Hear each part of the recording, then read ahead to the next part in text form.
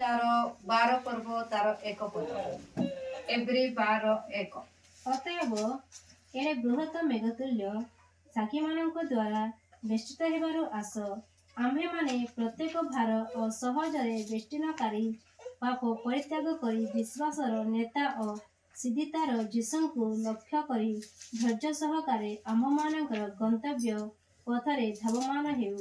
Amen hallelujah hallelujah ତିନି ଜଣ Martin ଭାଇ ଜଣେ ବାକ୍ୟ ପଢନ୍ତୁ କଣ ବୋଲି କରି ଲେଖା ଅଛି ପାଉଲ ପ୍ରକାଶ କରୁଛନ୍ତି ଅତଏବ ଏଡେ ବୃହତ ମେଘ ତୁଲ୍ୟ ଆମ୍ଭେମାନେ ପ୍ରତ୍ୟେକ ଭାର ଓ ସହଜରେ ବେଷ୍ଟନକାରୀ ପାପ ପରିତ୍ୟାଗ କରି ବିଶ୍ୱାସର ନେତା ଜଣେ ବିଶ୍ୱାସର ନେତା ଅଛନ୍ତି ଜଣେ ବିଶ୍ୱାସର ଲିଡର ଅଛନ୍ତି ଆଉ ସେ ବିଶ୍ୱାସର ନେତା କିଏ ନେତା ଓ ସିଦ୍ଧିଦାତା ହେଉଛନ୍ତି ଯୀଶୁ ପ୍ରେଜ୍ ଦ ଲର୍ଡ ଆମର ଜୀବନର ଲକ୍ଷ୍ୟ କାହାକୁ ହେବା ଦରକାର ଆଜି ଅନେକଙ୍କର ଲକ୍ଷ୍ୟ ଅନେକ ବିଷୟ ଅଛି କାର ଲକ୍ଷ୍ୟ ଜଗତ ପ୍ରତି ଅଛି କାର ଲକ୍ଷ୍ୟ ଜଗତର ବିଷୟ ବସ୍ତୁ ପ୍ରତି ଅଛି କାର ଲକ୍ଷ୍ୟ ଆହୁରି କେଉଁ କେଉଁ ବିଷୟ ପ୍ରତି ଅଛି କିନ୍ତୁ ବାକ୍ୟ ପ୍ରକାଶ କରେ ଆମର ଲକ୍ଷ୍ୟ ସିଦ୍ଧିଦାତା ଯୀଶୁଙ୍କୁ ଲକ୍ଷ୍ୟ କରି ଧୈର୍ଯ୍ୟ ସହକାରେ ଆମ୍ଭମାନଙ୍କର ଗନ୍ତବ୍ୟ ପଥରେ ଧାବବାନ ହେଉ ପ୍ରେଜ୍ ଦ ଲର୍ଡ ଆଜିର ପ୍ରସଙ୍ଗ ହେଲା ଆମ୍ଭେମାନେ ଗନ୍ତବ୍ୟ ପଥରେ ଧାବବାନ ହେଉ ପ୍ରେଜ୍ ଦ ଲର୍ଡ ଗନ୍ତବ୍ୟ ପଥ କାହାକୁ କୁହାଯାଏ ଗନ୍ତବ୍ୟ ପଥ କଣ ହାଲେଲୁୟା ହାଲେଲୁୟା ଆମର ପଥ जो पथ के आज आम्भे माने पाइछु पाउल कहले आम्भे माने एक नूतन पथ पाइछु प्रेज द लर्ड जगतर अनेक पथ अछि सेही पथ मध्य रे एक पथ अछि आ सेही पथ हैला सियोनगामी राजपथ जा दाऊद भक्त गीत संगीत मध्य रे प्रकाश करूछन्ते आ से सियोनगामी राजपथ आम्बर गंतव्य पथ अटे प्रेज द लर्ड गीत संगीत 84 आमर एक गंतव्य पथ केवल सेटा अटे प्रिय मंडळी अनेक लोक आज अनेक पथ को विवेचना करूछन्ते किंतु आमर पथ आमे सेही पथ को विवेचना बा बाछिबा दरकार निहाती आवश्यकता अछि हां 84 पढंतो हे सैन्याधिपति सदाप्रभु तुमर आवास किपरि प्रियतम सदाप्रभुଙ୍କର प्रांगण निमंते मोहर प्राण लालसा करे ଯାହାର ବଳ ତୁମଠାରେ ଥାଏ ଯାହାର ହୃଦୟରେ ସିୟନଗାମୀ ରାଜପଥ ଥାଏ ସେ ଲୋକ ଧନ୍ୟ ଆମେନ୍ ହାଲେଲୁୟା ହାଲେଲୁୟା ଯାହାର ବଳ ତୁମଠାରେ ଥାଏ ଯାହାର ହୃଦୟରେ ସିୟନଗାମୀ ରାଜପଥ ଥାଏ ସେ ଲୋକ ଧନ୍ୟ ସିୟନଗାମୀ ରାଜପଥ ଆମର ଗନ୍ତବ୍ୟ ପଥ ହେବା ଦରକାର ହାଲେଲୁୟା ସିୟନଗାମୀ ରାଜପଥ ଅର୍ଥାତ୍ प्रभु आमानको एक पथ देइछन्ते यीशु आमानको पथ देइछन्ते सेही पथ सियोनकु नेबो बा किणान द्वितीय किणान हेउछ स्वर्ग को नेबो आ सेही पथ रे आज आम्भे माने धावबान हेउ बोली करी पाउल कहिले प्रेज द लर्ड हमर लक्ष्य यीशु हेबा दरकार हमर पथ यीशु हेबा दरकार हमर लक्ष्य र पथ मध्य सियोन बा स्वर्ग हेबा दरकार तेबे सेही पथ को जीवा पूर्वरु पाउल दुईटा विषय को प्रकाश करूछन्ते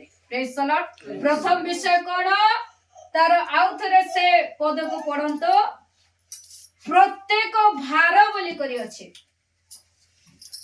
अतएव एडे बृहत मेघतुल्य साक्षी मानक द्वारा बेष्टित हेबारु आस आमे माने प्रत्येक भार और सहजरे बेष्टनकारी पाप परित्याग करी हालेलुया प्रथम विषय हैला कोन आमे परित्याग करू बोले पाउल कहउछन्ते आम्भे माने प्रत्येक भार तार अर्थ गंतव्य पथरे जीवा पाए एक प्रतिबाधा अछि प्रथम प्रतिबाधा हैला प्रत्येक भार आमान को छाड़ीबा को पड़बो परित्याग करिबा को पड़बो द्वितीय विषय सहजरे बेष्टनकारी पाप हालेलुया हालेलुया। प्रथम विषय आमे देखबा कोण ना भार। भार गोटे एमिति जिंस जे जणे व्यक्ति को परमेश्वर को निकट रे जीवा पाए देबो ना। एक पथरे सहज रे जीवा पाए से छाड़िबो ना। जदि आमे पुरातन नियम रे यात्रा पुस्तक रे देखिबा जेते बडे प्रभु तांको लोक मानकर आर्त स्वर को सुनिले, तांकर आर्तनाद को क्रंदन को सुनिले, से इस्राएलियो मान को मुक्त करिबा पाए चाहिए, किंतु जेते बडे मुक्त करिबा पाए चाहिए परमेश्वर मूसा को आह्वान कर इस्राएल मध्य रे मूसा को हारून को पठाउ छन्ते, किंतु सेई स्थान रे फारो कोन करूछे तांको लोक मान को अनेक भार देउछे। आज मध्य प्रभु जेतेबेले पिता परमेश्वर ए जगत मध्य रे प्रभु यीशु ख्रीष्ट को ए जगत मध्य रे पठाई सारलेने। हालेलुया। से हम मान को पाए मुक्ति रो संवाद आनले। से दिन जे प्रकार मुक्त हेबा पाए इस्राएल लोक माने जे 400 वर्ष भारत गुलाम रे से माने दासत्व पर बंधन रे थिले आ से माने क्रंदन करूथिले मुक्त हेबा पाए से मान को निकट रे मूसा को मुक्त करिबा पाए जेते बेले प्रभु वाक्य देई पठाइले आ सेते बेले फारो तांकर लोक मान को छाड़ीबा पाए नास्ती करूछि। Praise the Lord. आज मध्ये ठीक प्रभु यीशु ख्रीष्ट से आपना वाक्य, आपना शरीर, आपना रक्त, आपना आत्मा तांको लोक मान को देला पर मध्य प्रिय मंडळी शैतान तांको लोक मान को अति सहज रे छाड़बो ना। Praise the Lord. सेति पाए अनेक भार अछि। 12 रु 13 ता प्रकार भार अछि। पापर भार अछि, चिंतार भार अछि, रोगर भार अछि, व्यभिचार भार अछि। हालेलुया। समय हेबो आमे केबे सुनबा अनेक भार मध्यरो प्रथम विषय समस्त प्रकार भार। ए समस्त प्रकार भार रु केते बेले मुक्त हेबे जेते बेले प्रभुंकर हस्ते आपन जीवन को संपूर्ण भाबरे समर्पण हेबे। Praise the Lord. हालेलुया। सहज रे शैतान आपन मान को छाड़बो ना, किंतु सहज मध्य जेते बेले आपन मान को जने व्यक्ति मुक्त करबा पाए ठिया हेबे। Praise the Lord. आराम रे आपण माने मुक्त होई पारबे जदि आप मानकर जीवन प्रभु को हस्ते समर्पण करिसंते। आपण माने आराम रे मुक्त हेबे। लेखा अछि भार गोटे एमिति जिंस से समस्तन को देबो। Praise the Lord. समस्तन को भार रे भाराक्रांत करबा पाए शैतान चेष्टा करबो। से दिनर घटना जदि आमे देखबा जेते बेले मूसा को प्रभु सिनाई पर्वत रे दर्शन देले आ ताको पठाउ छन्ते, मूसा हारून गले फारों को सम्मुख रे ठिया हेले आ से माने प्रभुंकर सुसंवाद, सदा प्रभुंकर सुसंवाद तांकर लोकमान को निकट रे जे प्रकाश कले, जे अब्राहम को परमेश्वर हमको दर्शन देई छन्ते आ सांभ मान को गोटे खुशी रो विषय कहिबा पाए पठाई छन्ते। आ लोक मान को निकट जे कर से खुशी रो संवाद कोन थिला यात्रा तार 5 पद 5 पर्व यात्रा 5 तांकर लोक मान को मुक्त करिवार सुसंवाद थिला। 5 हां 5 तार 1 रु पढ। अनंतर मूसा और हारून प्रवेश करी हारून को कहिले, इस्राएल रो सदा प्रभु परमेश्वर कहन्ते प्रांतर रे आम उद्देश्य रे उत्सव करिबाको आम लोक मानन को छाड़ी दियो। तोहिरे फारो कहिले, सदा प्रभु किए जे आमे तार कथा मानी इस्राएल को छाड़ी देबो। आमे सदा प्रभु चिन्नी नाओ और इस्राएल को छाड़ी देबो नाही। हालेलुया। देखो जेते बेले मूसा आउ हारून परमेश्वर को सहित मूसा साक्षात कले, परमेश्वर मूसा को अधिकार देले, मूसा को आज्ञा देले। मूसा एबे जो जस्टी द्वारा मेषो पल को चोराउथिले, जो बाड़ी द्वारा से मेषो मन को चोराउथिले सेई बाड़ी, किंतु एबे सेई बाड़ी ने से जस्टी सेई बाड़ी रे प्रभुंकर शक्ति अछि। हालेलुया। से शक्ति सहित फारों को निकट रे जते बेले उपस्थित हेले, फारों को निकट रे उपस्थित हेबा पूर्वरु जोटा पढले तार पूर्वरु तार 4 पद जदि देखबो तार 28 से 29 रे लेखा अछि, सेते बेले मूसा सदा प्रभुंकर प्रेरित समस्त वाक्य जहा से प्राप्त हेथिले से समस्त वाक्य को आउ जहा प्रभु आज्ञा देथिले से समस्त चिन्ह हारून को जणाइले। तापर हारून कोन करूछन्ते, हारून आउ सब जानला पर संगे संगे इस्राएल लोक मान को गोटे जगह रे डाकी करे एकत्र कले। Praise the Lord. Praise the Lord. 29 আর 30 ଟିକେ ପଢନ୍ତୁ। ସେତେବେଳେ ମୋଶା ସଦାପ୍ରଭୁଙ୍କ ପ୍ରେରିତ ସମସ୍ତ ବାକ୍ୟ ତାହାଙ୍କ ଆଜ୍ଞାପିତ ସମସ୍ତ ଚିହ୍ନ ହାରଣଙ୍କୁ ଜଣାଇଲେ।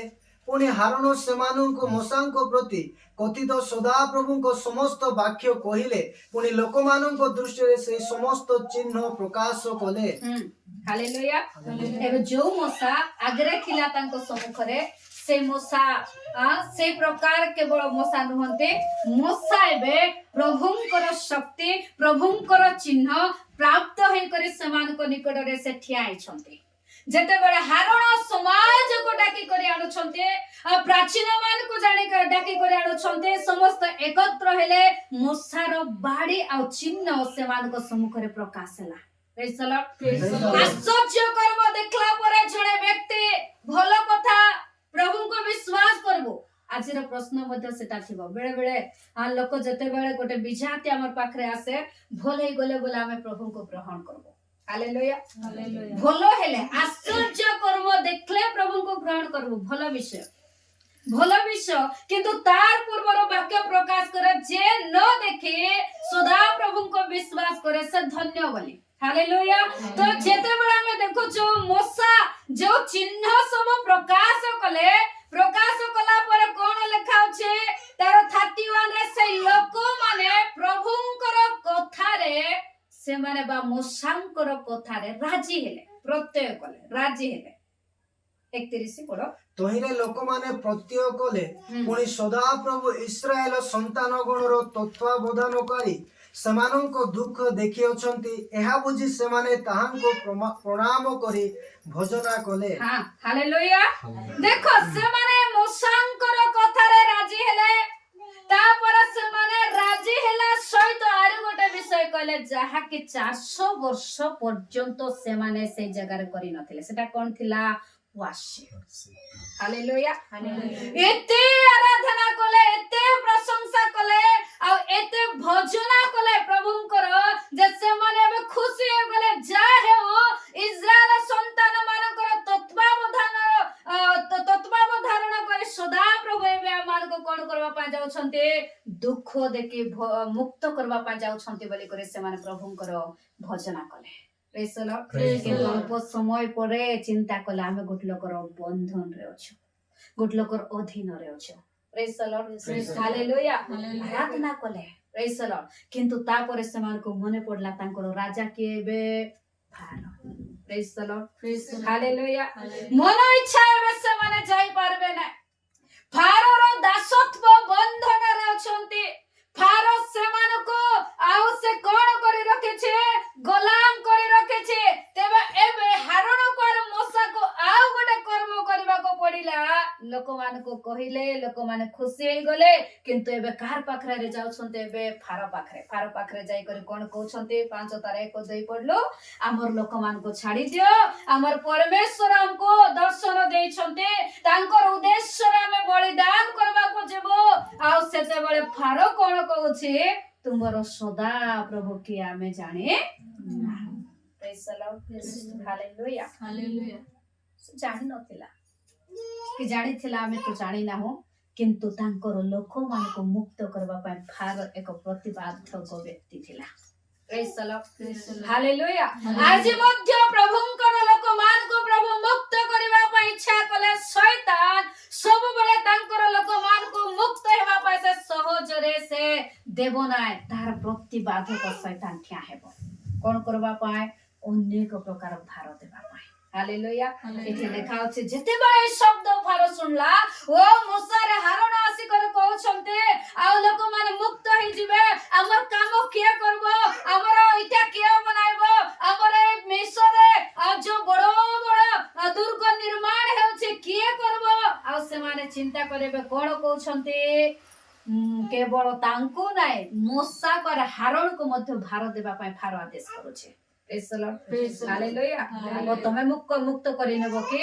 ଆଜିର ଦିନର ମଧ୍ୟ ଶୈତାନ ସେ ପ୍ରକାର ଯୋଉ ବ୍ୟକ୍ତିକୁ ପ୍ରଭୁ ମନୋନୀତ କରିବେ ତାଙ୍କର ଲୋକମାନଙ୍କୁ ମୁକ୍ତ କରିବା ପାଇଁ, ତାକୁ ମଧ୍ୟ ଶୈତାନ ଟାର୍ଗେଟ କରିବ। हालेलुया एबे काहे के प्रभु को दास माने बेले बेले कोन करूछन्ते फांदरे पडुछन्ते अनेक प्रकार भाररे फांदरे पडुछन्ते कोन कहउछि मसा टिके पडंतु तो मसा को कोन कहउछन्ते फार चारि पद तो मिस्रर राजा सेमानंकु कहिले हे मूसा ओ हारून तुमे माने लोक मानंकु काहे की कार्यरु निवृत्त करूअछ तुमे माने आपना आपना भार बहन कर्म रे जाओ हालेलुया प्रेज द लॉर्ड कोन कहउछि फार हे मूसा हे हारून तुमे लोक मान को काहे के कार्यरु निवृत्त करावछ प्रेज द लॉर्ड सेमान को पाए भारर कार्य इस्राएल मान को पाए भार स्वरूप थिला काहे कि ता द्वारा सेमाने बंचुथिले प्रेज द लॉर्ड सेमानकर जीवन यापन हेउथिला तेबे एबे चिंता करूची फार खाली तांकर लोकमान को आका भार दिया न जाओ मूसा को हारून को मध्य दिया जाओ डायरेक्ट से आदेश करूची प्रेज द लॉर्ड आदेश करूचे हे मूसा हे हारून सेते बडे मिस्र राजा फारो थिले राजा आदेश करूचे काको परमेश्वर जाको आह्वान करिछता प्रेज द लॉर्ड आ कोन बोली कर कहछते तुमे जाओ आपना आपना भार कर्म रे भार बहन कर्म रे जाओ तार पूर्व हारून मध्य भार बहन करूथिला किंतु मूसा नाही प्रेज द लॉर्ड एबे विश्वासी को मध्य आ प्रभुंकर दास मान को मध्य मंडली रो समस्त को शैतान भार देबा पाइ प्रेज द लॉर्ड भार दे भाराक्रांत करबो बेविचार रोग पाप अनेक प्रकार भार अछि 12 प्रकार भार अछि से भार दे करे आ से मुक्त हेबा पाइ से देबो नाय प्रेज द लॉर्ड तापर लोक मान को जेते बेले ए विषय कुहा गला लोक माने कोन कले बोली कर लेखा अछि भारत जेते बेले मूसा को कहिले मूसा जाई नाहंते हारण मध्य कर्ण देई नाहंते किंतु एबे फारो कोन करूछे जेते बेले आय माने मुक्त हेबे बोली कर से इच्छा करले आ से समय रे एबे तांकर कार्यर भार को बढ़ाई देउछे प्रेज द लॉर्ड कोन करूछे कार्यर भार को 2 गुण बढ़ाइबा पासे चेष्टा करूछे आ एबे लोक माने ओळसुआ बोली करे से प्रकाश करूछे परंतु तार 9 पद एहेतु एमाने कार्य भार रे भाराक्रांत होई तहिर व्यस्त थांतु मिथ्या कथारे अवधान न करंतु hallelujah hallelujah praise the Lord कार्य भार रे व्यस्त 8 पद पुणी पूर्वरे सेमानंको उपरे जेते इष्टको निर्माणर भार थिला एबे सेही भार दियो तहिरो किछि मात्र उना करो नाही जेहेतु सेमाने ओळसुआ एणु आममानंको परमेश्वरंको उद्देश्य रे बलिदान करिबाकू छाडी दियो बोली डोका पकाउ अछंती हालेलुया हालेलुया आपण मान को सहज रे शैतान छाडो के सहज रे छाडो नाही प्रेज द लॉर्ड होय तो आपण माने प्रभु को निकट प्रार्थना करवा पाए आराधना करवा पाए इच्छा करूथिबे मात्र कोन बोली करे लेखा अछि से फारो कोन कहउछे ए लोक माने ओळसुआ को परमेश्वर को माने सेवा उपासना करबा पाए जिबे ए मानकर भार को बढ़ाई दियो भार रे कार्य रे व्यस्त करो तांको डबल भार दिया गला से मान को इटा बनाबा बाळ दिया जाउथिला किंतु ता परे जेते बेले ए संवाद गुटे पाइले ए संवाद पाइला बेल को तांकर भार बढ़ी जाउछे कार्य बढ़ी जाउछे बे निजे कोन करबे पाळ आनिबे आ इटा बनाइबे तार 11 पद लेखा अछि तुम्हे माने जेउठारे पाओ सेठा को जाय पाळ संवाद मात्र तुम मानकर कार्य किछि उडा हेबो नाही तांकर कार्य उडा देखबा पाए फारो चाइला ना तांकर कार्य पूरा हे डबल काम किंतु कार्य पूरा देखबा पाए चेष्टा कला प्रेज द लॉर्ड ताको व्यस्त रखबा पाए चेष्टा कला शैतान सब बेले इच्छा करबो जण व्यक्ति केते बेले मते फ्री टाइम न मिले हालेलुया हमर लोक माने मते प्रायोरिटी का को देबे जानि छते काम को देबे प्रभु को नाही एबाडे प्रार्थना चालथिबो रोबा नहीं नहीं नहीं प्रार्थना बसी करी आइले बोले हां एटा करी हेबो नाही कि फास्टिंग प्रार्थना जा गले बोले ए काम करी हेबो नाही प्रथम कार्य प्रेज द लॉर्ड हालेलुया प्रभुंकर वाक्य रे लिखा जाय प्रिय मंडळ एटा कार चिंता धारा कार कार्य शैतान रो कार्य ହାଲେଲୁୟା। ସବୁବେଳେ ସେ ତାର ଲୋକମାନଙ୍କୁ ବ୍ୟସ୍ତ କରିବା ପାଇଁ ଚିନ୍ତା କରିବ, ବ୍ୟସ୍ତ କରିବ ମଧ୍ୟ। ଏଠି ଆମେ ଦେଖୁଛୁ ତାଙ୍କୁ ଏମିତି ବ୍ୟସ୍ତ କଲା, ଏମିତି ବ୍ୟସ୍ତ କଲା ଯେ ଲୋକମାନେ ମୂଷା ଆଉ ହାରଣ ସଦା ପ୍ରଭୁଙ୍କ ନିକଟରେ ଯୋଉ ସୁସମ୍ବାଦ ଆଣିଥିଲେ, ଯୋଉ ବାକ୍ୟ ଆଣିଥିଲେ, ଯାହା ସେମାନେ ବାକ୍ୟ ପ୍ରଚାର କଲେ, ସେମାନଙ୍କ ନିକଟରେ ସେମାନେ ସେଇ ବାକ୍ୟରେ କର୍ଣ୍ଣ ଦେଲେ ନାହିଁ। Praise the Lord. ଏଥିପାଇଁ ଶୈତାନ କଣ କରିବ? ସବୁବେଳେ ମନେ ରଖନ୍ତୁ, ଜଣେ ବ୍ୟକ୍ତି ଭାରରେ ଥିବା ସମୟରେ, ବନ୍ଧନରେ ଥିବା ସମୟରେ ପ୍ରଭୁଙ୍କର ବାକ୍ୟରେ ସେ କର୍ଣ୍ଣ ଦେବା ପାଇଁ ଇଚ୍ଛା କରିବ ନାହିଁ। Praise the Lord. ସେମାନେ ଦୁଃଖିତ ହେଲେ ଯେତେବେଳେ ମୂଷା ହାରଣ ପ୍ରଚାର କଲେ। ତାର 6 ଯାତ୍ରା, ତାର 6 ପଦରୁ ଗୋଟେ ପଦ ପଢନ୍ତୁ। ଏ ନିମନ୍ତେ ଇସ୍ରାଏଲ ସନ୍ତାନ ଗଣକୁ କୁହ, ଆମେ ସଦା ପ୍ରଭୁ, ଆମେ ତୁମମାନଙ୍କୁ ମିଶ୍ରୀୟ ମାନଙ୍କ ଭାର ବହନରୁ ନିସ୍ତାର କରିବା ଓ ଆମେ ତୁମମାନଙ୍କୁ ସେମାନଙ୍କ ଦାସତ୍ୱରୁ ମୁକ୍ତ କରିବା। ପୁଣି ଆମେ ବିସ୍ତୀର୍ଣ୍ଣ ବାହୁ ଓ ମହା ଦଣ୍ଡ ଦ୍ୱାରା ତୁମମାନଙ୍କୁ ଉଦ୍ଧାର କରିବା। ହାଲେଲୁୟା। ଏଟା ଗୋଟେ ସୁସମ୍ବାଦ ଥିଲା ଇସ୍ରାଏଲୀୟ ଲୋକମାନଙ୍କୁ। 400 ବର୍ଷ ବିତିଗଲା, କେହି ମଧ୍ୟ ତାଙ୍କ ସମ୍ମୁଖରେ ଆସିକରି ଖୁସିର ସମ୍ବାଦ ଦେଉନାହାନ୍ତି। ମୁକ୍ତ କରିବା, ଦାସତ୍ୱ ବନ୍ଧନରୁ ମୁକ୍ତ କରିବାର ସମ୍ବାଦ ଦେଉନାହାନ୍ତି। କିନ୍ତୁ ସଦା ପ୍ରଭୁ ଏମାନଙ୍କୁ ମିଶ୍ରୀୟ ଭାର ବହନରୁ ନିସ୍ତାର କରିବା, ଆମ୍ଭେ ତୁମମାନଙ୍କୁ ସେମାନଙ୍କର ଦାସତ୍ୱରୁ ମୁକ୍ତ କରିବା, ଏହା ସେମାନଙ୍କ ପାଇଁ ଏକ ଆନନ୍ଦଜନକ ସୁସମାଚାର ଥିଲା। ହାଲେଲୁୟା। କିନ୍ତୁ ସେମାନେ କଣ କହୁଛନ୍ତି? ସେମାନେ ତହିଁରେ କର୍ଣ୍ଣ ଦେଉନାହାନ୍ତି। ଦ୍ୱିତୀୟ ବିଷୟ, ଆମ୍ଭେ ତୁମମାନଙ୍କୁ ଆପଣ ଲୋକ ରୂପେ ଗ୍ରହଣ କରିବା, ଆମ୍ଭେ ତୁମମାନଙ୍କର ପରମେଶ୍ୱର ହେବା, ତହିଁରେ ମିଶ୍ରୀୟ ମାନଙ୍କର ଭାର ବହନରୁ ତୁମମାନଙ୍କର ନିସ୍ତାରକାରୀ ଆମ୍ଭେ ଯେ ତୁମମାନଙ୍କର ପରମେଶ୍ୱର ସଦା ପ୍ରଭୁଠୁ ତାହା ଜାଣିବ ବୋଲା ବେଳକୁ ଏ ଲୋକମାନଙ୍କର ମୁହଁ ଚଞ୍ଚଳ ନାହିଁ। Praise the Lord. ହାଲେଲୁୟା। ସୁସମ୍ବାଦ ଶୁଣିକରି ମାନେ ଦୁଃଖିତ। Praise the Lord. ଦୁଃଖ ହେବା କଥା କି ଆନନ୍ଦରେ ପ୍ରଫୁଲ୍ଲ ହେବା କଥା, ଏମାନେ ଉଛୁଳି ଉଠିବା କଥା। କିନ୍ତୁ ଏମାନେ କଣ କଲେ? କାହିଁକି ଦୁଃଖ ପ୍ରକାଶ କଲେ? ତାର 9 ପଦ ପଢ। ଅନନ୍ତର ମୂଷା ଇସ୍ରାଏଲ ସନ୍ତାନ ଗଣକୁ ତଦନୁସାରେ କହିଲେ ପ୍ରମାଣ ମାତ୍ର ସେମାନେ ମନ ଦୁଃଖ କଠିନ ଦାସତ୍ୱ ହେତୁରୁ ମୂଷାଙ୍କର ବାକ୍ୟରେ ମନୋଯୋଗ କଲେ ନାହିଁ। ହାଲେଲୁୟା। କଠିନ ଦାସତ୍ୱ, ଏତେ କାର୍ଯ୍ୟରେ ବ୍ୟସ୍ତ ହେଲେ, ଏତେ ପରିଶ୍ରମ କରୁଛନ୍ତି। ମୂଷା ଯାହା ସୁଦା ପ୍ରଭୁ ଯାହା କହିଲେ ତାହା ମୂଷା କହୁଛନ୍ତି, ଏମାନଙ୍କର ମାଇଣ୍ଡରେ, ଏମାନଙ୍କ କର୍ଣ୍ଣରେ ଢୁଙ୍କୁ ନାହିଁ। ହାଲେଲୁୟା। ସେଥିପାଇଁ ସେ ସୁସମ୍ବାଦ ମଧ୍ୟ ଏମାନଙ୍କୁ ଭଲ ଖବର ମଧ୍ୟ ଆଉ ଦୁଃଖର ଖବର ପରା ଲାଗୁଛି। ସେମାନଙ୍କର ମନ ଦୁଃଖ ହେଇଗଲା। ଲୋକ ଜେଲରେ ଥିବ, ଆଉ ଜେଲ ଭିତରେ ଥିବ, ବହୁତ ଦିନରୁ ତାକୁ ମାଡ ଖାଉଥିବ, କଷ୍ଟ ପାଉଥିବ। ଗୋଟେ ଲୋକ ଯିବ ଆଜି କାଲିକୁ ମୁକ୍ତ ହେବ ବୋଲି ଶ୍ରଦ୍ଧା ଲାଗବା କଥା କି ନାହିଁ? ସେ ପ୍ରକାର ଫାର ପାଖରେ ମାନେ ଗୋଟେ ଜେଲ ଘରେ ଥିଲା ପରା 400 ବର୍ଷ ବହୁତ କଠିନ ଦାସତ୍ୱର ବନ୍ଧନରେ ଅଛନ୍ତି। ଆଉ ସେଇ ଯୋଉ କାର୍ଯ୍ୟ ଶାସକ ମାନଙ୍କୁ ନିର୍ମାଣ କଲେ, ସେମାନେ ଡବଲ ସେମାନଙ୍କୁ କଷ୍ଟ ଦେଇଛନ୍ତି। ଫାର ଆଦେଶ କଲେ ନୂଆ ନୂଆ କାର୍ଯ୍ୟ ଶାସକ ମାନଙ୍କୁ ଆଉ ତାଙ୍କ ଜୀବନରେ ଉତ୍ପନ୍ନ କଲେ, ଆଉ ତାଙ୍କୁ କଷ୍ଟ ଦେଲେ। ସେଇ 5 ତାର 6 ପଦ, ଯାତ୍ରା 5:6।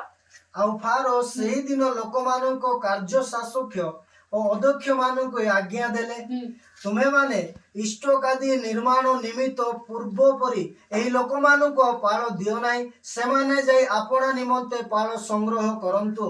ହାଲେଲୁୟା। ଆହୁରି କାର୍ଯ୍ୟ ଶାସକ ମାନଙ୍କୁ ସେ କଣ କଲେ?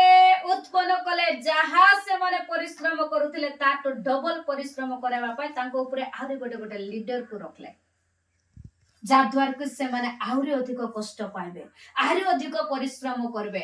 ଯେତେବେଳେ ସେମାନେ ଆଉ ଏ ପରିଶ୍ରମ କରୁଛନ୍ତି, ଡବଲ ଏମାନେ ଚିଡଚିଡ ହେବା କଥା କି ନାହିଁ? କାହାକୁ? ଫାରୋକୁ ଆଉ ଫାରୋର କାର୍ଯ୍ୟ ଶାସକ ମାନଙ୍କୁ। କିନ୍ତୁ ଏମାନେ କାହାକୁ ତୁଚ୍ଛ କରୁଛନ୍ତି, କାହାକୁ କ୍ରୋଧ କରୁଛନ୍ତି? ଯେ ମୁକ୍ତ କରିବା ପାଇଁ ସୁସମ୍ବାଦ ଆଣୁଛି ତାକୁ। ହାଲେଲୁୟା। ଯେ ଡବଲ କାମ ବଢାଇଲା ତାକୁ ବହୁତ ସୁନ୍ଦର ଭାବେ ଗ୍ରହଣ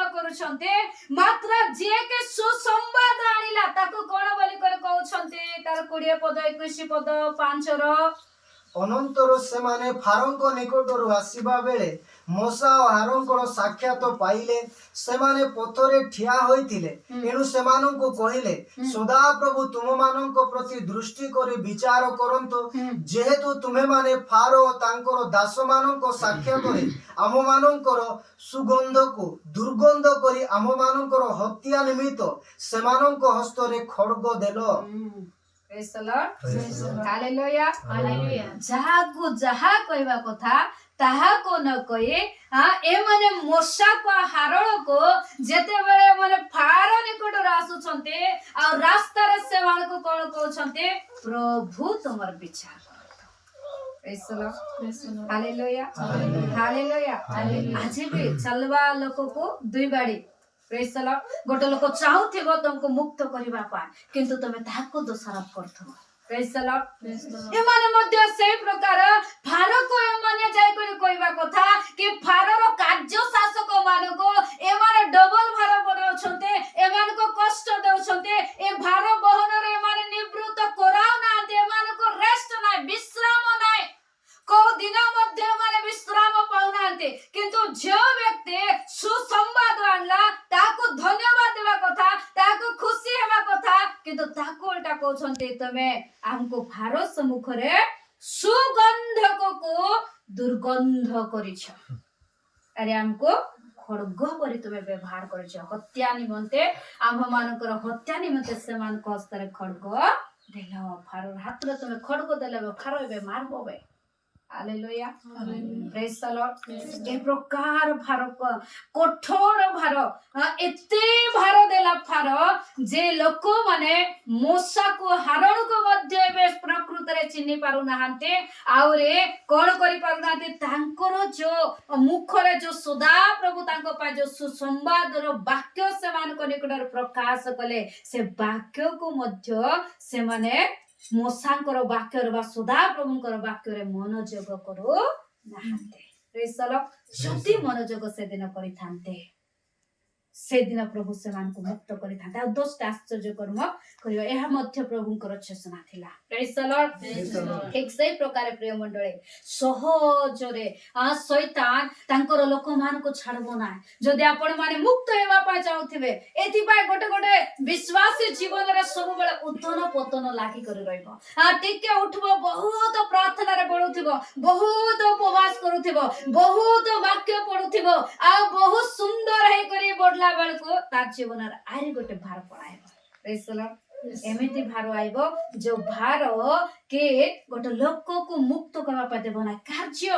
ତେବେ ଆମର ଲକ୍ଷ୍ୟ ପ୍ରଥମରେ କାର୍ଯ୍ୟ ନ ହେଉ, ଦିନେ ପ୍ରଭୁ ସ୍ୱୟଂ ଯେତେବେଳେ ସେ ଜଗତ ମଧ୍ୟରେ ଥିଲେ, ଆମେ ଦେଖୁଛୁ ମାଥ୍ୟୁରେ ମଧ୍ୟ ଲେଖା ଅଛି, ଆଉ ଲୁକ ଲିଖିତ ସୁସମାଚାର ତାର 9 ଅଧ୍ୟାୟରେ 2 ଜଣକୁ ପ୍ରଭୁ ଡାକିଲେ। କଣ କରିବା ପାଇଁ? ତାଙ୍କ ପଛରେ ଗମନ କରିବା ପାଇଁ, ତାଙ୍କ ପଛରେ ଯିବା ପାଇଁ। କିନ୍ତୁ ସେଇଦିନ ପ୍ରଥମ ବ୍ୟକ୍ତି ମଧ୍ୟ ନାସ୍ତି କରୁଛି, ଦ୍ୱିତୀୟ ବ୍ୟକ୍ତି ମଧ୍ୟ ନାସ୍ତି କରୁଛି। ପଢନ୍ତୁ 9:59, ଲୁକ 9:59। ପୁଣି ସେ ଆଉ ଜଣଙ୍କୁ କହିଲେ, ମୋର ଅନୁଗମନ କର। କିନ୍ତୁ ସେ କହିଲେ, ପ୍ରଥମେ ଯାଇ ମୋର ପିତାଙ୍କୁ ସମାଧି ଦେବା ନିମନ୍ତେ ମତେ ଅନୁମତି ଦିଅନ୍ତୁ। ହାଲେଲୁୟା। କଣ କହିଲେ ପ୍ରଭୁ? ଜଣକୁ କହୁଛନ୍ତି, ଯାହାକୁ ଦେଖା ପାଇଲେ, ଯାହାଙ୍କ ସହିତ ସାକ୍ଷାତ ହେଲା, ଆଉ ସେ ବ୍ୟକ୍ତି ଯେତେବେଳେ ପ୍ରଭୁଙ୍କର ବିଷୟରେ ପଚାରିଲେ, ପ୍ରଭୁ ତାକୁ କହିଲେ, ବାଟରେ ଚାଲୁଛନ୍ତି ଯୀଶୁ, ପଥରେ ଚାଲୁଛନ୍ତି। ଆମେ ଶୁଣୁଛୁ ଆମର ଗନ୍ତବ୍ୟ ପଥରେ ଆମେ ଧାବମାନ ହେଉ। କେହି ଜଣେ ଅଛନ୍ତି ଆମମାନଙ୍କୁ ଚଲାଇବା ବ୍ୟକ୍ତି, କେହି ଜଣେ ଅଛନ୍ତି ଆମମାନଙ୍କୁ ପଥ କଢାଇ ନେବା ବ୍ୟକ୍ତି। ଆଉ ସେଇଦିନ ମଧ୍ୟ ଯୀଶୁ ରାସ୍ତାରେ ଯାଉ ଯାଉ, ତାର 57ରେ ଲେଖା ଅଛି 57, ସେମାନେ ବାଟରେ ଯାଉଥିବା ସମୟରେ ଜଣେ ଲୋକ ତାହାଙ୍କୁ କହିଲେ, ଆପଣ ଯେ କୌଣସି ସ୍ଥାନକୁ ଯିବେ ମୁଁ ଆପଣଙ୍କ ଅନୁଗମନ କରିବି। ହାଲେଲୁୟା। ପ୍ରଭୁ ଯାଉଥିବା ସମୟରେ ଜଣେ ବ୍ୟକ୍ତି ତାଙ୍କୁ ପଚାରୁଛି, କହୁଛି, ପ୍ରଭୁ ଆପଣ ଯେଉଁ ସ୍ଥାନକୁ ଯାଉଛନ୍ତି ମୁଁ ମଧ୍ୟ ଆପଣଙ୍କର ଅନୁଗମନ କରିବି। Praise the Lord. Praise the He Lord. ସିନା ଦେଲା Praise the Lord. କିନ୍ତୁ କରିବା ପାଇଁ କିଛି ବନ୍ଧନ ଆସୁଛି, କିଛି ଭାର ତାକୁ ବନ୍ଧନରେ ପକାଉଛି, କିଛି କାର୍ଯ୍ୟ ତାକୁ ଅଟକାଉଛି। Praise the Lord. ଏଠି ଲେଖା ଅଛି ପ୍ରଭୁ ତାକୁ କହିଲେ କୋକି ଶିଆଳିର ଗାତ ଅଛି, ଆକାଶ ପକ୍ଷୀର ବସା ଅଛି, କିନ୍ତୁ ମନୁଷ୍ୟ ପୁତ୍ରର ମୁଣ୍ଡ ଗୁଞ୍ଜିବାର ସ୍ଥାନ ନାହିଁ। ଯେତେବେଳେ ଶବ୍ଦ ଶୁଣିଲା ପରେ ତାର ମନରେ କେତେଟା ବିଷୟ ଉଙ୍କି ମାରିଥିବ। ମୁଁ ଏମିତି ଲୋକର ପଛରେ ଯିବି କି ଯାହା ପାଖରେ ଘର ନାହିଁ। Praise the Lord. Hallelujah. ଦେଖ ସେ ନିଜେ କହିଲା ମୁଁ ଆପଣଙ୍କର ଅନୁଗମନ କରିବି, କିନ୍ତୁ ପ୍ରଭୁ ଯେତେବେଳେ କହିଲେ, କିନ୍ତୁ ଏହା ବାସ୍ତବରେ ଏହା ଶାରୀରିକ ଯୋଉ ସ୍ଥାନରେ ପ୍ରଭୁ ରହୁଥିଲେ ଆଉ ଏଇଟା ଶାରୀରିକ ଜଗତର ବିଷୟ ସେ ପ୍ରକାଶ କରିଥିଲେ, ସ୍ୱର୍ଗ ବିଷୟକୁ ନୁହେଁ। ହାଲେଲୁୟା। ଆମର ପିତା ମାନଙ୍କ ପାଇଁ ଏକ ସ୍ୱର୍ଗ, ଏକ ପଥ ମାନେ ଏକ ଗୃହ ମଧ୍ୟ ସେ ବନାଇ ସାରିଛନ୍ତି। Praise the Lord. ସେ ଆମମାନଙ୍କୁ ଅନାଥ କରିନାହାନ୍ତି। ପ୍ରଭୁ କହିଲେ ମୁଁ ତୁମମାନଙ୍କୁ ଅନାଥ କରି ଛାଡି ଯିବି ନାହିଁ। ହାଲେଲୁୟା। ଆଉ ଯେତେବେଳେ ଏ ବ୍ୟକ୍ତି ପ୍ରଭୁଙ୍କର ଏ ଶବ୍ଦକୁ ଶୁଣିଲା, ଏବେ ସେ ତାର ଯୋଉ ଜୋଶ ଥିଲା ପ୍ରଭୁଙ୍କ ପଛରେ ଯିବା ପାଇଁ, ଯୋଉ ଜୋଶରେ ସେ ପ୍ରଭୁଙ୍କୁ କହୁଥିଲା, ଏବେ ସେ ଜୋଶ କମି ଯାଉଛି। ଏବେ କଣ କହୁଛି ତାର 59 ପୁଣି ହଁ ସେ ଆଉ ଜଣକୁ କହିଲେ ମୋର ଅନୁଗମନ କର, କିନ୍ତୁ ସେ କହିଲେ ପ୍ରଥମେ ଯାଇ ମୋର ପିତାଙ୍କୁ ସମାଧି ଦେବା ନିମନ୍ତେ ମୋତେ ଅନୁମତି ଦିଅନ୍ତୁ। ହଁ ହାଲେଲୁୟା। ଅନୁଗମନ କର ବୋଲାରେ ଏବେ ତାର ଜୀବନରେ ଏକ କାର୍ଯ୍ୟ ଆସୁଛି। Praise the Lord.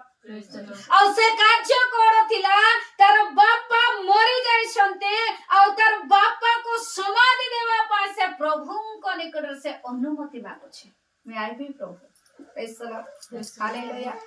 ସମାଧି କ୍ରିୟାର ସମୟ ବେଶୀ ହେଲେ 1 ଘଣ୍ଟା କି 2 ଘଣ୍ଟା ହେଇପାରେ, କିନ୍ତୁ ସେଇ ଜାଗାରେ ପ୍ରଭୁ ଗୋଟେ ବିଷୟ କହିଲେ, ଆପଣ ମାନଙ୍କୁ ଯୋଉ ସମୟ ମିଳୁଛି ପ୍ରଭୁଙ୍କର ପଛରେ ଯିବା ପାଇଁ, ସେ ସମୟକୁ ଛାଡନ୍ତୁ ନାହିଁ। ହାଲେଲୁୟା।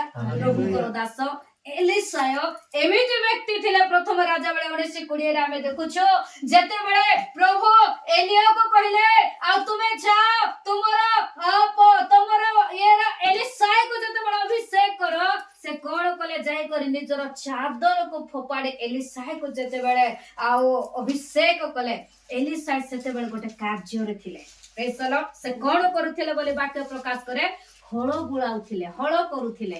ଆଉ ଏକ କାର୍ଯ୍ୟରେ ଥିବା ସତ୍ତ୍ୱେ ମଧ୍ୟ ସେ ସାଙ୍ଗେ ସାଙ୍ଗେ ସେ ହଳକୁ ଛାଡି କରି ଏଲିୟର ପଛେ ପଛେ ଦୌଡ଼ି କରି ଆସୁଛେ ଆଉ କହୁଛି ମୋର ପିତା ମାତାକୁ ମୋତେ ଚୁମ୍ବନ କରିବା ପାଇଁ ଦିଅ। ଏଲିୟ କହିଲେ ଆମ୍ଭେ ତୁମକୁ କଣ କଲୁ?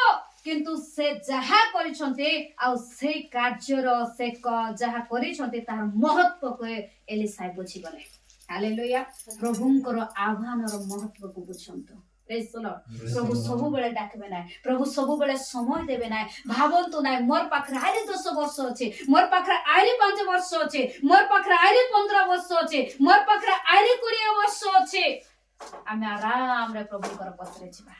ହାଲେଲୁୟା। ଏ କାର୍ଯ୍ୟ ସରାଇ କରି ଯିବା। Praise the Lord. ହାଲେଲୁୟା। ଯଦି ଯୋଉ ସମୟ ପ୍ରଭୁ ଦେଉଛନ୍ତି ସେ ସମୟରେ ଯଦି ଆପଣ ମାନେ ମୁକ୍ତ ହେବେ ନାହିଁ, ତାହେଲେ ପାପ ଆପଣ ମାନଙ୍କୁ ବେଷ୍ଟନ କରିବ। Praise the Lord. ହାଲେଲୁୟା। ମୁକ୍ତ ହେବେ ନାହିଁ, ପ୍ରଭୁଙ୍କର ପଛରେ ଯିବେ ନାହିଁ, ପାପ ବେଷ୍ଟନ କରିବ। ଆମର ପାଖରେ ସମୟ ଅତି ଅଳ୍ପ ଅଟେ ପ୍ରିୟ ମଣ୍ଡଳୀ। ବିଶ୍ୱାସ କରିବା ଦିନ ଠାରୁ ପରିତ୍ରାଣ ଅଧିକ ସନ୍ନିକଟ। ହାଲେଲୁୟା।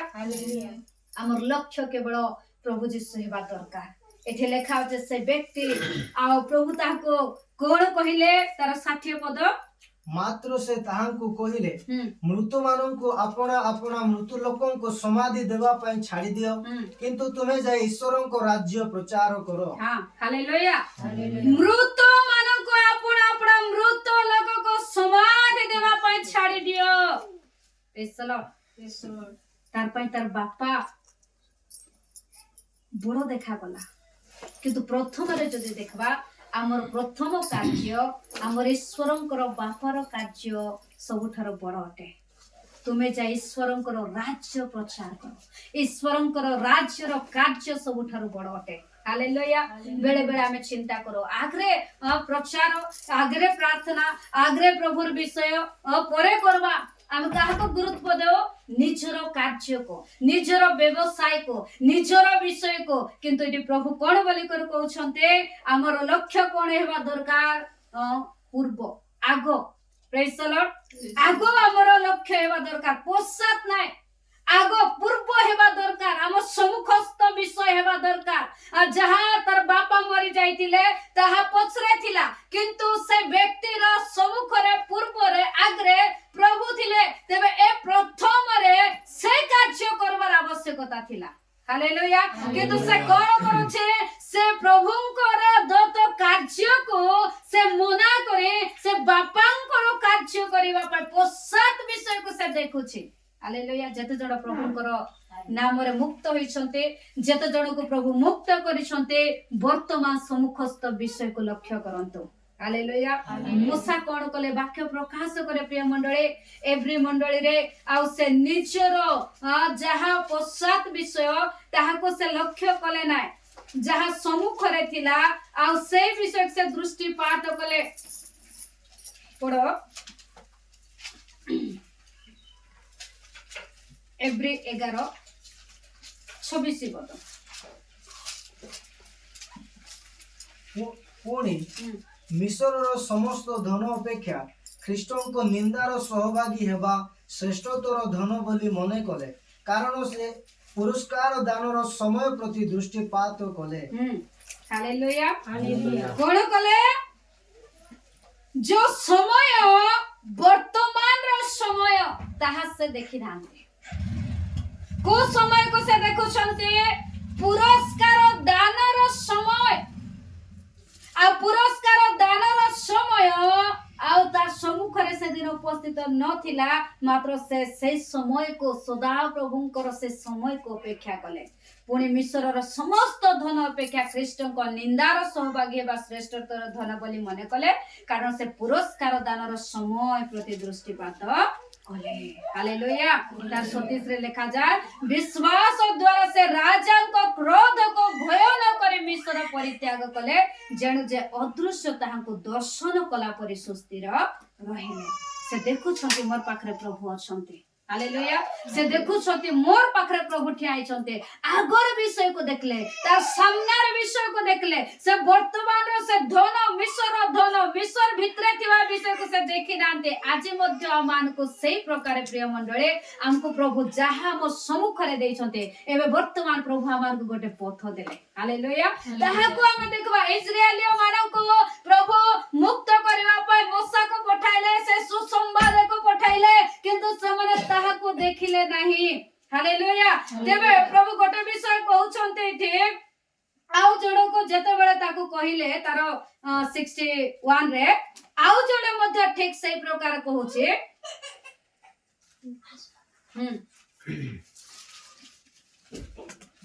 लुको आउ जणे मध्ये कहिले प्रभु मु आपणकर अनुगमन करिबी मात्र प्रथमे मोर गृहरे थिबा लोकमाननको ठारो विदाय नेबा निमंते मते अनुमति दियंतु हालेलुया ए व्यक्ति मध्य प्रभुंकर आज्ञा को अधा पालन करिबा पई इच्छा करूची प्रेज द लॉर्ड कोन कहउछे मु आपणकर अनुगमन करिबी मात्र किंतु प्रश्नवाचक चिन्ह हमर डट हमर केंद्र बिंदु केवल प्रभु हेबा दरकार हालेलुया किंतु मात्र ए सब हमर आ प्रभुंकर मध्य रे नथिबाटा भलो से कहछे मु आपनकर अनुगमन करिबे मात्र प्रथम रे आपनकर कार्य नाय मात्र प्रथम रे मते मोर घरे जाय अनुमति विदाय नेबाटा मते दियंतो प्रेज द लॉर्ड प्रभु से दिन ताको मध्य कहिले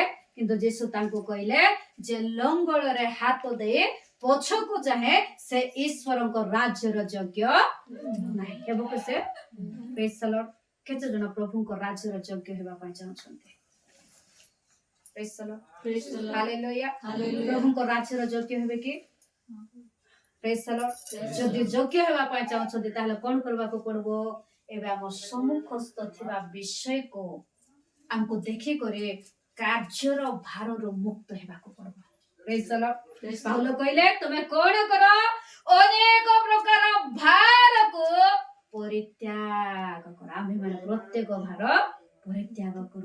ଦ୍ୱିତୀୟ ବିଷୟ ଆଉ କଣ?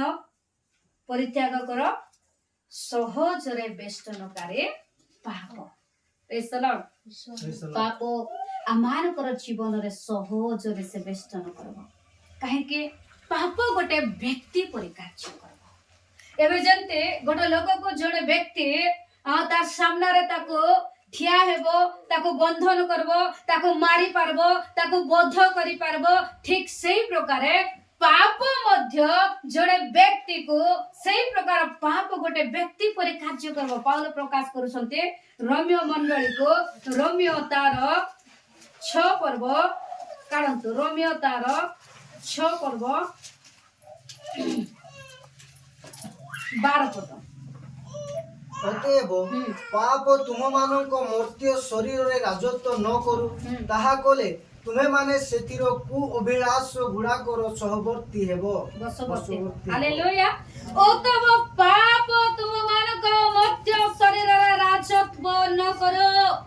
ରାଜତ୍ୱ ଅର୍ଥାତ ଗୋଟେ କର୍ତ୍ତୃତ୍ୱ, ଗୋଟେ ଅଧିକାର ସହିତ ପାପ ଜଣେ ବ୍ୟକ୍ତିକୁ ଚଲାଇ ପାରିବ। ହାଲେଲୁୟା। କଣ କରିପାରିବ? ଗୋଟେ ବ୍ୟକ୍ତିକୁ ରାଜତ୍ୱ କରିପାରିବ। ଗୋଟେ ବ୍ୟକ୍ତିକୁ ସେ ସମ୍ପୂର୍ଣ୍ଣ ରୂପରେ ନିଜର ଆୟତ ମଧ୍ୟରେ ରଖିପାରିବ। କାହିଁକି? ଯେତେବେଳେ ସେ ସୁଯୋଗ ଅନ୍ୱେଷଣ କରୁଛନ୍ତି ସେଇ ସମୟରେ ସେ ସେଇ ପ୍ରକାର କାର୍ଯ୍ୟ କରିପାରିବ। ପଢନ୍ତୁ ପାପ ପ୍ରଥମ ବିଷୟ ସହଜରେ ପାପ ଜଣେ ବ୍ୟକ୍ତିକୁ 7 ରୋମିଓ 7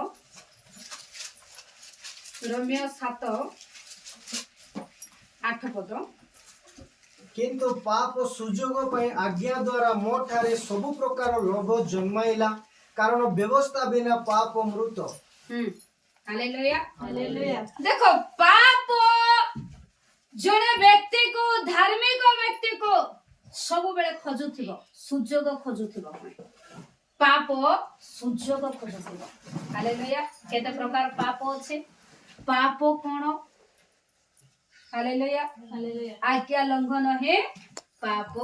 ପ୍ରଥମ ଯୋହନ। ପ୍ରେଜ୍ ଦ ଲର୍ଡ। କେତେରେ ଆମେ ଦେଖୁଛୁ? ପ୍ରଥମ ଯୋହନରେ ଆମେ ଦେଖୁଛୁ ଆଜ୍ଞା ଲଙ୍ଘନ ହିଁ ପାପ। ହାଲେଲୁୟା। ତେବେ ପାପ କଣ କରିବ? ସବୁବେଳେ ପଡି ସୁଯୋଗ ଖୋଜୁଥିବ। କାହାକୁ ସୁଯୋଗ ଖୋଜୁଥିବ? ତାଙ୍କର ଲୋକମାନଙ୍କ ମଧ୍ୟରେ, ପ୍ରଭୁଙ୍କର ଲୋକମାନଙ୍କ ମଧ୍ୟରେ କାର୍ଯ୍ୟ କରିବା ପାଇଁ।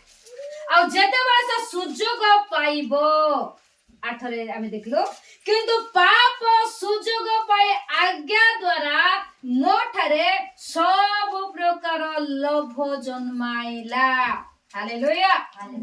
ପାପ ଦ୍ୱାରା ଲୋଭ ଆଇବ। ଯେତେବେଳେ ହବା ଏଦନ ଉଦ୍ୟାନ ମଧ୍ୟରେ ଥିଲେ, ଆଉ ସେ ସମୟରେ ପାପ ସୁଯୋଗ ଅନ୍ୱେଷଣ କଲା। ଶୈତାନ ସୁଯୋଗ ଅନ୍ୱେଷଣ କଲା। ସର୍ପ ମଧ୍ୟରେ ଶୈତାନ ପ୍ରବେଶ କରି ସୁଯୋଗ ଅନ୍ୱେଷଣ କଲା। ତାକୁ ଏକଲା ଥିଲାବେଳେ, ଆଦମ ସହିତ ଥିଲାବେଳେ ଶୈତାନ ପରୀକ୍ଷା କରି ନାହିଁ କି ହବାକୁ ଆସି ଭୁଲାଇ ନାହିଁ, ସୁଯୋଗ ଖୋଜିଲା।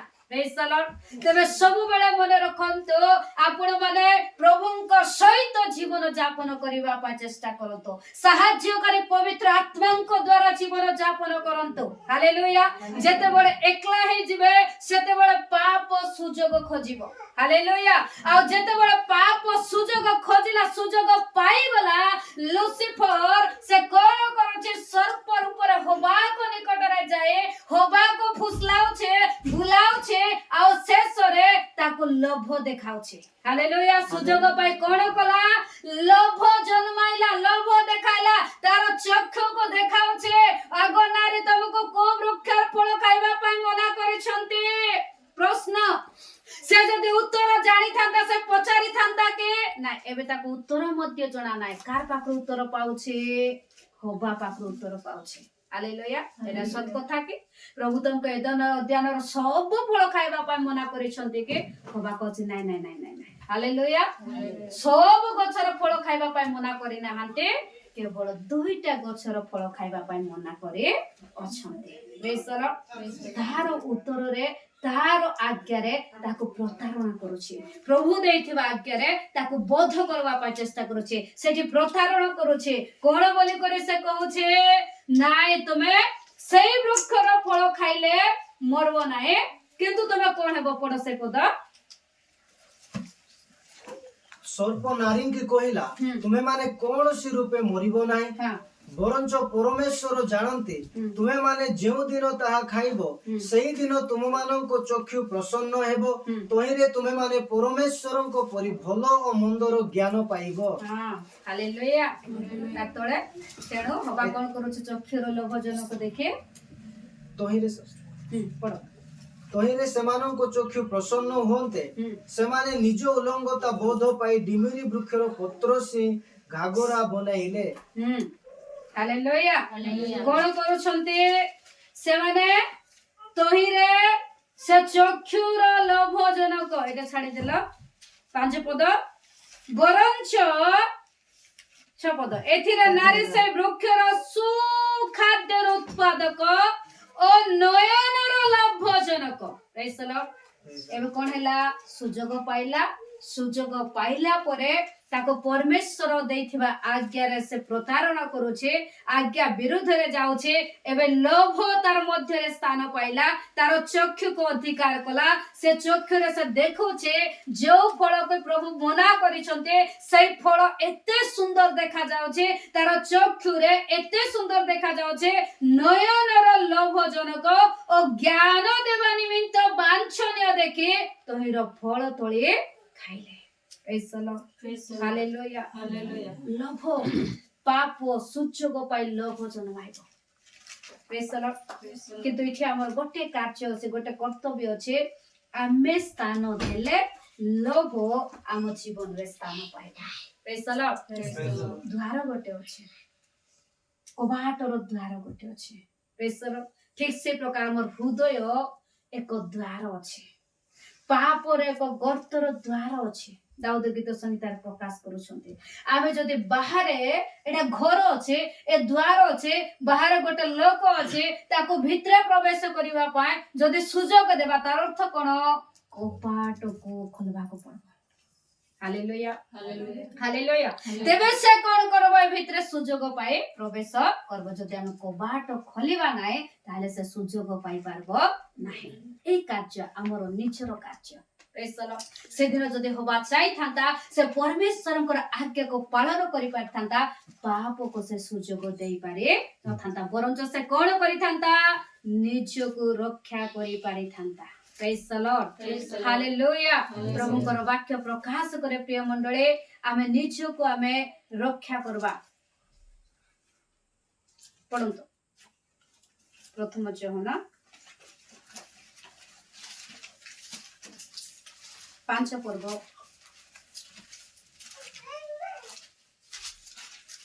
18 ପଦ।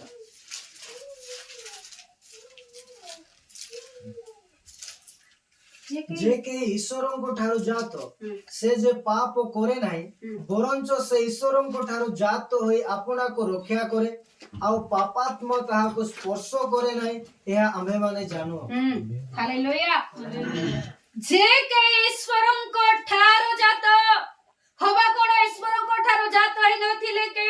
ହେଇଥିଲେ। ପ୍ରଥମ ସୃଷ୍ଟି ଆଦମ ହବା, କିନ୍ତୁ ସେ ନିଜକୁ ରକ୍ଷା କରିପାରିଲା ନାହିଁ। ପ୍ରିୟ ମଣ୍ଡଳୀ, ଆଜି ଆପଣ ମାନଙ୍କୁ ମତେ ନିଜକୁ ରକ୍ଷା କରିବାକୁ ପଡିବ। ପ୍ରଭୁଙ୍କର ବାକ୍ୟ ପ୍ରକାଶ କରେ, ଯେ କେହି ଈଶ୍ୱରଙ୍କ ଠାରୁ ଜାତ ସେ ଯେ ପାପ କରେ ନାହିଁ, ତାର ଅର୍ଥ କଣ? ପାପକୁ ସୁଯୋଗ ନ ଦେବା ଅଛି। ହାଲେଲୁୟା। ପାପ କେତେବେଳେ ଆମ ଜୀବନରେ ସୁଯୋଗ ପାଇବ? ଯେତେବେଳେ ପାପ ଆମମାନଙ୍କୁ ତାର ଦାସ କରିବ, ରାଜତ୍ୱ କରିବ। ରାଜତ୍ୱ କରିବ। ଯୋହନ ପ୍ରକାଶ କରୁଛନ୍ତି, ଯୋହନ ପ୍ରକାଶ କରୁଛନ୍ତି 8 ପର୍ବ 34 ପଦ, ଯେ ପାପ କରେ ସେ ପାପର ଦାସ ହୁଏ। ଯେ ପାପ କରେ। ଯୀଶୁ ସେମାନଙ୍କୁ ଉତ୍ତର ଦେଲେ, ସତ୍ୟ ସତ୍ୟ ମୁଁ ତୁମମାନଙ୍କୁ କହୁଅଛି, ଯେ କେହି ପାପ କରେ ସେ ପାପର ଦାସ। ହାଲେଲୁୟା। ଯେ ପାପ କରେ आज्ञा लंघन कले पाप ता जीवन रे कार्य करिवो पाप ता जीवन को अधिकार करिवो आ से पाप कला परे तारो चाकर होई जीवो तार दास होई जीवो एबे मालिक जहा कहले चाकर ताहा करबा को पड़बो हालेलुया पाप बुझलो को बंधी करबो लोभ जन्माइबो बंधी करबो आ पाप बद्ध मध्य करबो प्रेज द लॉर्ड आमे देखबा आगामी समय रे किंतु प्रभु चाहुछंती प्रिय मंडळे आपण माने मो ईश्वर को ठारू जात हेथिबा जोगो आमे कोन करबा निज को रक्षा करबा प्रेज द लॉर्ड कोन पडला आमे जे के ईश्वर को ठारू जात से जे पाप करे नाए बरंच से ईश्वर को ठारू जात होए आपणा को रक्षा करे आ पापात्मा ताहा को स्पर्श करे नाही एहा आम्भे माने बेले बेले आमे सब विषय निजे करू हाँ केतरा विषय में आज्ञा पालन न करे सब शैतान करला प्रेज द लॉर्ड शैतान सब कोठी करबो हालेलुया फल तळे आनी करी देला के सर्प नाही नीचे कला देखला लोभ जन्माइला परे से निजर स्थान रो वृक्ष निकट रे से नीचे गला निजर हस्त बढाइला निजर फल को निजर हाथ रे तळी करी आनी कर से नीचे खाउछि एसलो केवल कहिबो केवल शैतान हमको प्रवंचना करबो हमको उस्काइबो हमको कार्य करिवा पर से बाध्य करिबो किंतु जेते बेले आमे कोन करो ताहाको छाडी दो भारर मुक्त हेवा पर इच्छा करो शैतान कथा आमे राजी न हो निजको आमे रक्षा करो सेते बेले ताको प्रतिबाध हेबो से हम ठर पळाय न करो हालेलुया हमर जीवन रे आमे शैतान को प्रतिबाध करबार अछि प्रेज द लॉर्ड आमे तार आज्ञा न माने सदा प्रभु मानकर जीवन रे यात्रा पथ रे जो आज्ञा देइ छन्ते सेही पथ रे आमे धावमान हो चालू चालू आमे केवल प्रभुंकर आज्ञा को आमे मानिबा हालेलुया नले से कोन करबो पाप जने व्यक्ति को बंधी करबो परंतु तार 23 पद रोमियो 7:23 आ सेते बेले बंधी हैला पर आपनकर कथा चलबो नाय पाप जहा इच्छा करबो ताहा तम जीवन रे कार्य हेबो किंतु मु मोर अंग प्रत्यंग रे गोटे भिन्न व्यवस्था देखे ता मोर मनर व्यवस्था विपक्ष रे युद्ध करे आ मोर अंग प्रत्यंग रे जे पाप रो व्यवस्था अछि मते सेतिर बंदी करी दिए हां हालेलुया गोटे लोक बंधन हैला परे से कोन करे कोन कुहे कोन सुने से निजे जानि पारे नाही तार 15 पद रे लिखा जाय कारण मु जहा करे ताहा जाने नाही प्रेज द लॉर्ड गोटे लोक बंधी हैला परे बेले बेले गोटे मद्यपाई व्यक्ति जेते बेले मद पीथिबो फुल निशा थिबो से कोन करिथिबो से जेते बेले चेता फेरी आसला परे से जानि पारे नाही हालेलुया सेथि पाय पाउलो प्रकाश करूछन्ते कारण मु जहा करे ताहा मु जानि पारे नाही आउ ता तळे मु जा इच्छा करे ताहा करे नाही बरं जो जहा मु घृणा करे ताहा ही करे हां हालेलुया व्यवस्था विरुद्ध रे से जीव वाक्य विरुद्ध रे से जीव काहे के एबे ताको पाप बंधी करी रखि देथिबो तार अंग प्रत्यंग को तार हाथ गोड़ को सेति पाय बाटे इच्छा नथिले मिसा चोरी करबा जाउथबो इच्छा नथिले मिसा पीबा को जाउथबो इच्छा नथिले मध्य व्यभिचार करबा पाए आ लोभ अट्रैक्शन करबो शैतान पापता को ये करूथिबो काहे कि तार 17 पद रे से कहउछन्ते एनु मु आउ ताहा करू नाय किंतु के करूछि मोठारे बास करूथिबो पाप ताहा करू अछि हां हालेलुया जदि सुजोग पाइला पाप तुमर भितर रहिछि बा तुमर कार्य को तुमर मेमोरी को तुमर अंग प्रत्यंग को तुम सब विषय को से कोन करबो से कार्य करबा पय से इच्छा करबो हालेलुया बंधी कर देबो निजर इच्छा रे से चलाइबो प्रेज द लॉर्ड हमर शरीर पाप पाइ नुहे कि पाप दुष्ट आत्मांकर वासस्थान पाइ नुहे ईश्वरंकर मंदिर पाइ प्रभु आमान को शरीर को बनाइ छन्ते हालेलुया प्रकाशित वाक्य रे देखुछु गोटे विषय जहा के शब्द सुनु छन्ते जहन आओ मनुष्य मानक मध्य रे आंभर वासस्थान अछि हालेलुया आओ वासस्थान आंभ मानकर मनुष्यर वासस्थान प्रभु इच्छा करूछन्ते प्रिय मंडळी हम सहित रहिबा पाए किंतु आज आपण माने का को जगह दै छन्ते केओ व्यक्ति आपणको जीवन रे राजत्व करूछन्ते ହାଲେଲୁୟା। ଯଦି ଆପଣ ମାନଙ୍କର ବାସସ୍ଥାନ ଆଜି ଅଲଗା ବ୍ୟକ୍ତି ହେଇଛନ୍ତି ତାହେଲେ ଦୁଃଖର ବିଷୟ। ପଢନ୍ତୁ 4 ପଦ 3:21 ଆଉ ମୁଁ ସିଂହାସନ ମଧ୍ୟରେ ଗୋଟେ ମହାଶବ୍ଦ ଏହା କହିବାର ଶୁଣିଲେ। ଆଉ ମୁଁ ସିଂହାସନ ମଧ୍ୟରୁ ଗୋଟିଏ ମହାଶବ୍ଦ ଏହା କହିବାର ଶୁଣିଲି, ଦେଖ ମନୁଷ୍ୟ ମାନଙ୍କ ମଧ୍ୟରେ ଈଶ୍ୱରଙ୍କ ବାସସ୍ଥାନ ଅଛି, ସେ ସେମାନଙ୍କ ସହିତ ବାସ କରିବେ ଆଉ ସେମାନେ ତାହାଙ୍କ ଲୋକ ହେବେ। ହାଲେଲୁୟା। ଶବ୍ଦ ଶୁଣୁଛନ୍ତି ସ୍ୱର୍ଗରେ ଜହନ ଯେତେବେଳେ ଯାଇ ସେ ଶବ୍ଦକୁ ଶୁଣୁଛନ୍ତି ଆଉ ସେ ଶବ୍ଦ ସିଂହାସନରୁ ଆସୁଛି, ତାର ଅର୍ଥ ଏଟା କିଏ କହୁଛନ୍ତି? ପରମେଶ୍ୱର ସ୍ୱୟଂ ପ୍ରକାଶ କରୁଛନ୍ତି। ହାଲେଲୁୟା। ମନୁଷ୍ୟ ମାନଙ୍କ ମଧ୍ୟରେ ଆମ୍ଭର ବାସସ୍ଥାନ ଅଛି। ପ୍ରଭୁ କହିନାହାନ୍ତି ଅମକ ପର୍ବତରେ ମୋର ବାସସ୍ଥାନ ଅଛି, ଅମକ ଗୃହରେ, ଅମକ ବ୍ୟକ୍ତିର ରୁମ ରେ, ଅମକ ବୃକ୍ଷରେ କି ଅମକ ଝରଣାରେ, ଅମକ ନଦୀରେ। ପ୍ରଭୁ କଣ କହୁଛନ୍ତି? ମନୁଷ୍ୟ ମାନଙ୍କର ମଧ୍ୟରେ। ସେଥିପାଇଁ ପାଉଲ କହିଲେ 2 Corinthians 6:16 ଆମ ମାନଙ୍କର ହୃଦୟ ଈଶ୍ୱରଙ୍କର ମନ୍ଦିର ଅଟେ। ହାଲେଲୁୟା। ତେବେ ପ୍ରଭୁ ଆଜି ଆମ ମାନଙ୍କର ହୃଦୟକୁ ପ୍ରଭୁ ଚାହାନ୍ତି। ପ୍ରେଜ୍ ଦ ଲର୍ଡ। ସେ ଆମମାନଙ୍କ ହୃଦୟରେ ବାସ କରିବା ପାଇଁ ଚାହାନ୍ତି।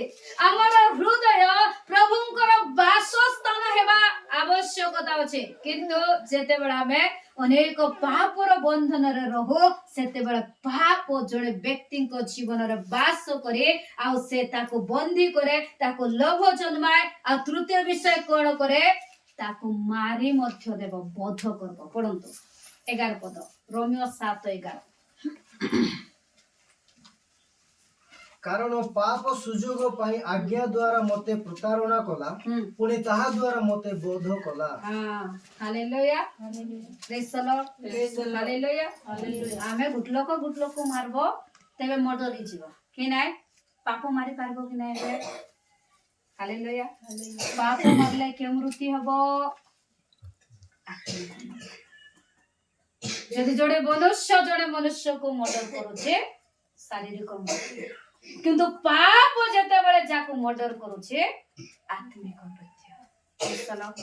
ହାଲେଲୁୟା। ହାଲେଲୁୟା। ପାପ ବଦ୍ଧ କରେ। ସେଥିପାଇଁ ପ୍ରଭୁ କହିଲେ ଯୋହନ 10:10 ଚୋର କେବଳ ବଧ ଆଉ ବିନାଶ କରେ। ହାଲେଲୁୟା। ସେ ଜୀବନ ଦିଏ ନାହିଁ ଆଜ୍ଞା। ବାକ୍ୟରେ ଲେଖାଯାଏ ଜୀବନ ଦେବା ବ୍ୟକ୍ତି ଜଣେ ଅଛନ୍ତି ଆଉ ସେ ହେଉଛନ୍ତି ପ୍ରଭୁ ଯୀଶୁ ଖ୍ରୀଷ୍ଟ। ପଢନ୍ତୁ ମୁଁ କଣ କରେ? ଚୋର କେବଳ ଚୋରି, ବୋଧ, ବିନାଶ କରିବା ନିମନ୍ତେ ଆସେ। ସେମାନେ ଯେପରି ଜୀବନ ପାଆନ୍ତି ଓ ପ୍ରଚୁର ଭାବରେ ପାଆନ୍ତି, ଏଥି ନିମନ୍ତେ ମୁଁ ଆସିଅଛି। ହାଲେଲୁୟା। ପ୍ରେଜ୍ ଦ ଲର୍ଡ। ପାପର କାର୍ଯ୍ୟ, ଶୈତାନର କାର୍ଯ୍ୟ, ଚୋର ଅର୍ଥାତ୍ ଶୈତାନର କାର୍ଯ୍ୟ କଣ? ସେ ସବୁବେଳେ ଜଣେ ବ୍ୟକ୍ତିକୁ ବୋଧ କରିବା ପାଇଁ ଚେଷ୍ଟା କରିବ, ମାରବା ପାଇଁ ଚେଷ୍ଟା କରିବ, ଲୋଭରେ ପକାଇବା ପାଇଁ ଚେଷ୍ଟା କରିବ, ବିନାଶ କରିବା ପାଇଁ ଚେଷ୍ଟା କରିବ। କିନ୍ତୁ ଆମର ପ୍ରଭୁ ଜଣେ ବ୍ୟକ୍ତିକୁ ପାପରୁ ମୁକ୍ତ କରିବା ପାଇଁ ଚେଷ୍ଟା କରିବେ। ହାଲେଲୁୟା। ରୋମିଓ 6:12 ଆମେ ଦେଖୁଛୁ। ରୋମିଓ 6:12 ଆମେ ଦେଖୁଛୁ। ଅତଏବ ପାପ ତୁମମାନଙ୍କ ମର୍ତ୍ତ୍ୟ ଶରୀରରେ ରାଜତ୍ୱ ନ କରୁ, ତାହା କଲେ ତୁମେମାନେ ସେଥିର କୁ ଅଭିଳାଷ ଗୁଡ଼ାକର ବଶବର୍ତ୍ତୀ ହେବ। ହାଲେଲୁୟା। ପାପ ତୁମମାନଙ୍କର ମର୍ତ୍ତ୍ୟ ଶରୀରକୁ ରାଜତ୍ୱ ନ କର। ପାପକୁ ସ୍ଥାନ ଦିଅ ନାହିଁ।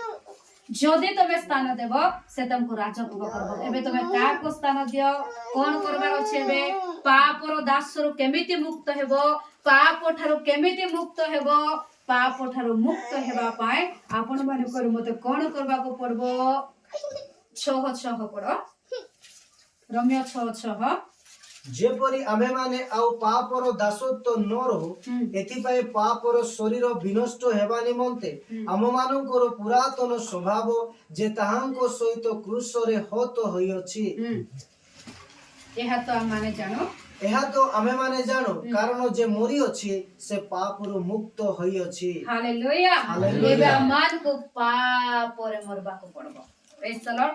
पुरातन स्वभाव को क्रूस रे हत करबा को पड़बो जीसुଙ୍କ सहित हमर पुराना स्वभाव पुराना जीवन जा पाप अधिकार करिछे से भार को जदि हमें प्रभु को देई देबा प्रभु क्रूस रे ताहा हत कर देबे हालेलुया आ प्रभु जने व्यक्ति को मुक्त करबे आ मुक्त हेला परे वाक्य प्रकाश करे आमे से मृत व्यक्ति जीवित बोली गणना करा जीवो तार 11 पद हाँ 11 पद सही प्रकार तुम्हें माने मध्य अपना अपना को पाप प्रति मृत किंतु ख्रीष्ट जीशुଙ୍କ सहभागितारे थाई ईश्वरଙ୍କ प्रति जीवित बोली गणना करो हाँ हालेलुया तुमे पाप प्रति अपना अपना को मृत किंतु ख्रीष्ट जीशुଙ୍କ सहभागितारे प्रभुଙ୍କ सहभागिता प्रभुଙ୍କ सहित बंचबाटा प्रभुଙ୍କ सहित चलबाटा प्रभुଙ୍କ सहित खाइबा प्रभुଙ୍କ सहित उठबा सहभागिता संपूर्ण मिसी कर रहबाटा हालेलुया तांको सहित उठुछु तांको सहित बसुछु तांको सहित सब बेले रहउछु ताले पाप उठार मुक्त हे प्रभुଙ୍କର वाक्य अनुसार हम जीवन यापन करबा हमर लक्ष्य प्रभु हेबो ताले हम गंतव्य पथरे हम धावमान होछु प्रेज द लॉर्ड से बाय पाउलो कहिले कोन बोली कर कहिले तमे आम्भे माने आसो आम्भे माने गंतव्य पथरे धावबा हेउ हमर पथ हमर स्थान प्रिय मंडळी हमको वास्तव रे प्रकृत स्थान विषय हमको जानबा को पड़बो आज अनेक लोक निजर गंतव्य पथ को जानि नाहांते गंतव्य पथ अनेक पथ अछि आ से पथ मध्य रे दाऊद गोटे विषय कहले गीत संहिता तार 24 तार 10 प्रभुंकर पथरे चलिबार प्रभुंकर पथरे गमन करिबार सुफल अछि फल मध्य अछि आ तांको पथ मध्य अछि पढंतो एही गौरवमय राजा किए हां बाहिनी गणर सदा प्रभु से गौरवमय राजा अटंती केते पढलो 24:10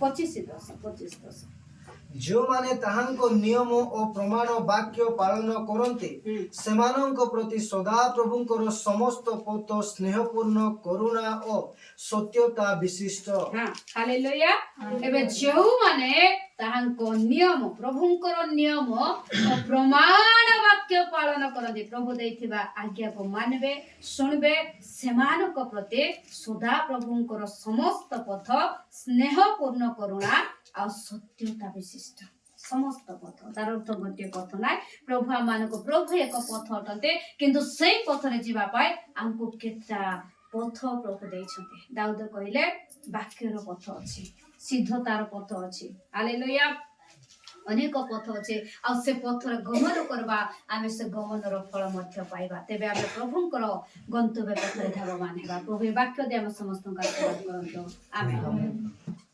आमे सुनबा आइबा सप्ताह को प्रभुंकर पथरे जीवा विषय ठीक अछि हम